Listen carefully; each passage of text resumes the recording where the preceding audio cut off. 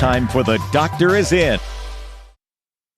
I'm Jennifer Zeppelin with today's Doctor Is In. Did you know that knee injuries account for almost half of all sports injuries? Well, joining me right now is Dr. Chris Patton, an orthopedic surgeon with Alabama Orthopedic Clinic, and your specialty is sports medicine. So kind of help us understand this a little bit more as to what are the most common knee injuries that you typically see? Sure. Well, knee injuries are common, and it depends on the sport. It depends on often the mechanism of injury. So in such football, for example, a ligament in the inside of the knee called, which everybody's heard of, the ACL, the anterior cruciate ligament, can be torn. It's most of the time it's a non-contact injury, such as when a wide receiver's going down the field and suddenly makes a cut, can tear their ACL.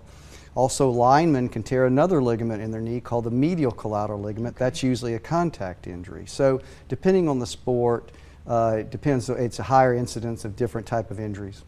So trying to diagnose injuries like this, how do you do that? Well, first of all, you always want to take a good history.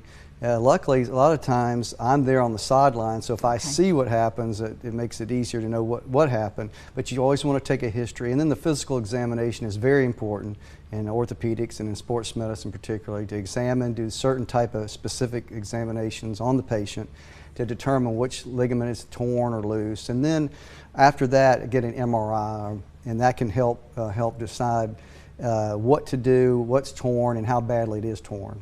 So even the process in recovery, physical therapy, surgery, is that always a necessary thing? Surgery is not always necessary because most medial collateral ligament tears don't have to be operated on.